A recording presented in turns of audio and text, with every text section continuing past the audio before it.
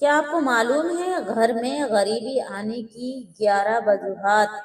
کیونکہ پیارے اسلامی ناظرین اکرام، اگر یہ باتیں آپ کے گھر میں پائی جاتی ہیں تو آپ کے گھر میں غربت آنا لازمی ہے۔ اور پھر بہت سارے لوگ یہ کہتے ہیں کہ ارے ہمارا تو بہت اچھا کام چل رہا تھا، لیکن جنہیں اچانک سے کیا ہو گیا کہ کام چل کر ہی نہیں دے رہا، گھر میں پریشانی آ رہی ہے، غربت آ رہی ہے۔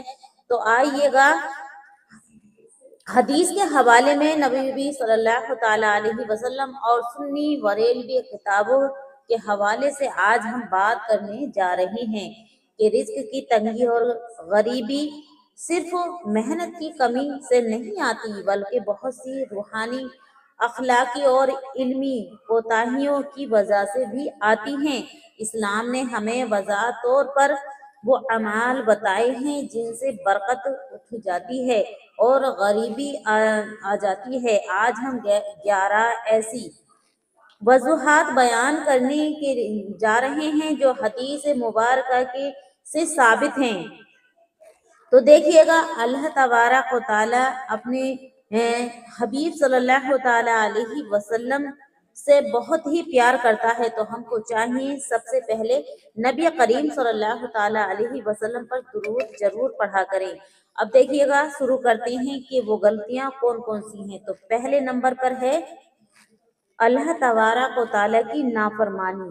جب بندہ گناہوں میں مبتلا ہو جاتا ہے نا، تو رزق میں تنگی آ جاتی ہے۔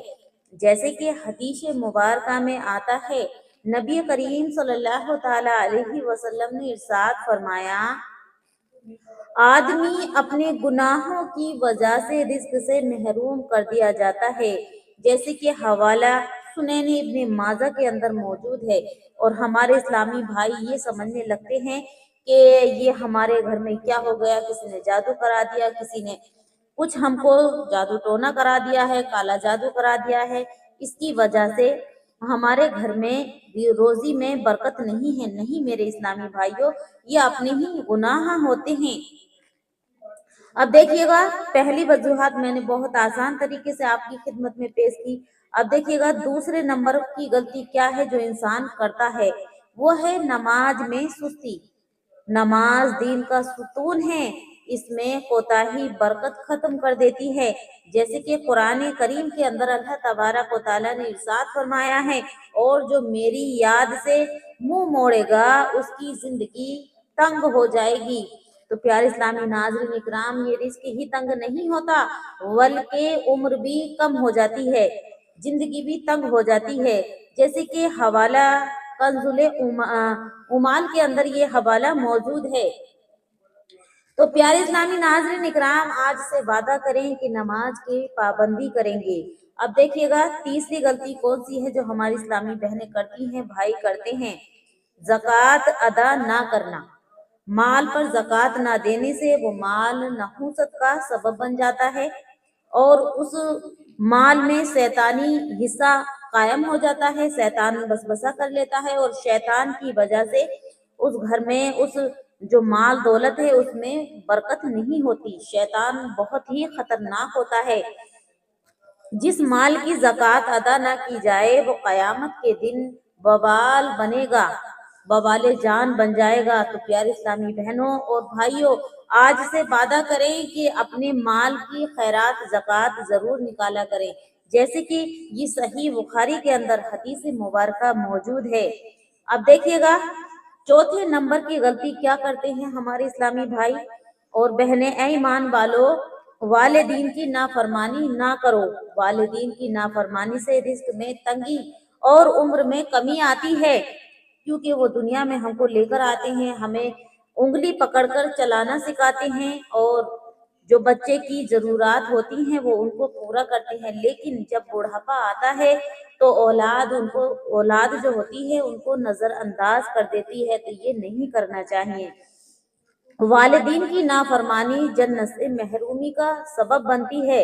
اس لیے پیارے اسلامی بہنوں، اپنی ماں باپ کی، اپنے بھائیوں سے بھی کہیں، اپنے ماں باپ کی اور اپنے شوہر کی عزت کریں، اور لڑکوں کو بھی چاہیے کہ اپنے والدین کی خدمت کیا کریں، جیسے کہ حوالہ مسند احمد کے اندر موجود ہے۔ اب دیکھیے گا پانچویں غلطی کیا ہے، وہ میں آپ کی خدمت میں رکھ رہی ہوں۔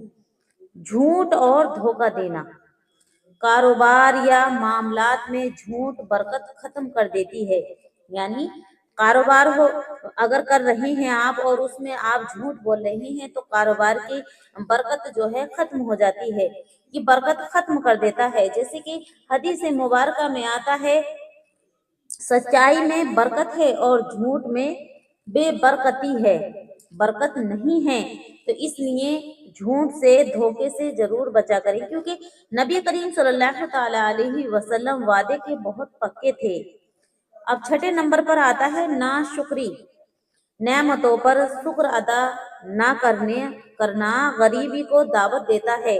जैसे कि अल्लाह तबारक व तआला ने हमको इतनी नेमतें अता फरमाई हैं, लेकिन अगर कोई इंसान एक मिन्नत मान ले और वो मिन्नत पूरी ना हो तो उसको ये लगने लगता है, वो यही कहता है और कहती है हमारी बहनें, मैंने कहता हुआ सुना है कि हमारी तो कोई तमन्ना पूरी हुई नहीं, हमारा तो कोई काम बना ही नहीं, अल्लाह पता नहीं कैसे दूसरों का कर देता, हमारा नहीं करता। तो ये नाशुक्री है मेरी बहनों, ये अल्लाह तबारक व तआला की तरफ से कोई उसकी रहमत होती है और कोई उसका बहुत बड़ा फैसला होने वाला होता है, जिसकी वजह से आपकी दुआ फौरन कबूल नहीं होती।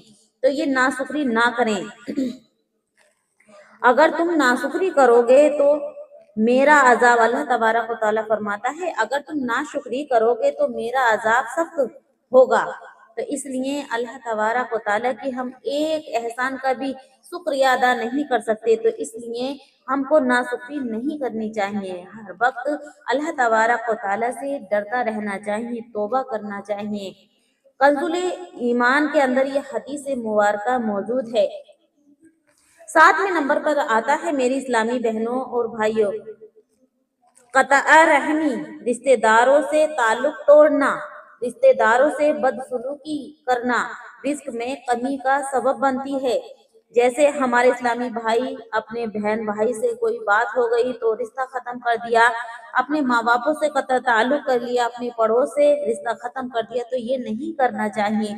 इससे अल्लाह तबारक व तआला बहुत ही नाराज होता है और रिस्क में इसलिए बरकत नहीं रहती। तो हमारे जो भाई इस्लामी गिला करते हैं और हमारी इस्लामी बहनें भी गिला करती हैं कि हमारे घर में बरकत नहीं रही, हमारे घर में किसी ने जादू करा दिया, तो ये नहीं है। अगर आप इनमें से एक गलती भी कर रहे हैं तो अल्लाह तबारक व तआला आपके रिस्क को तंग कर देगा। तो इसलिए प्यारी बहनों, आज से तौबा कर लो और वादा कर लो अल्लाह तबारक व तआला से, जो कता रहमी करे वो जन्नत में दाखिल नहीं होगा। हवाला सही बुखारी के अंदर ये मौजूद है। 8वें नंबर पर आता है फजूल खर्ची। हद से ज्यादा खर्च करना बरकत को खत्म कर देता है।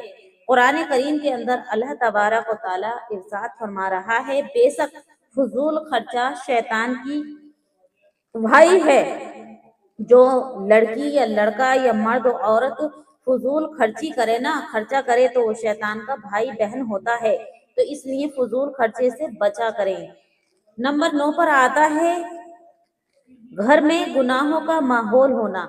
गाने, फहाशी और बेपर्दगी से घर में नहुसत आती है और रिस्क में तंगी आती है।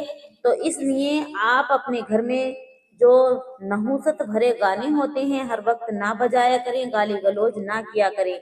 जैसे कि आला हजरत रहमतुल्लाह अलैह फरमाते हैं कि गुनाह नहुसत और फक्र का सबब बनते हैं। जो गुनाह होते हैं वो नहुसत, रिज्क में गुर्बत, परेशानियों का सबब बनते हैं। हवाला फतावा रिजविया में मौजूद है। 10वें नंबर पर आता है सुबह देर तक सोते रहना। फजर के बाद सोना रिज्क की बेबरकत को यानी बरकत को रोक देता है, बेबरकती को लाता है। जैसे कि हदीस मुबारका में आता है, ए अल्लाह मेरी उम्मत के लिए, अल्लाह के नबी इरशाद फरमा रहे हैं, ए अल्लाह मेरी उम्मत के लिए सुबह के वक्त में बरकत अता फरमा। जैसे कि सुनैनी तिरमिज़ी के अंदर ये हवाला मौजूद है।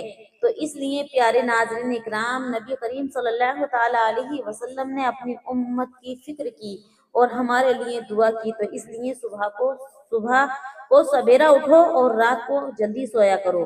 11वें नंबर पर आता है तौबा और इस्तगफार ना करना।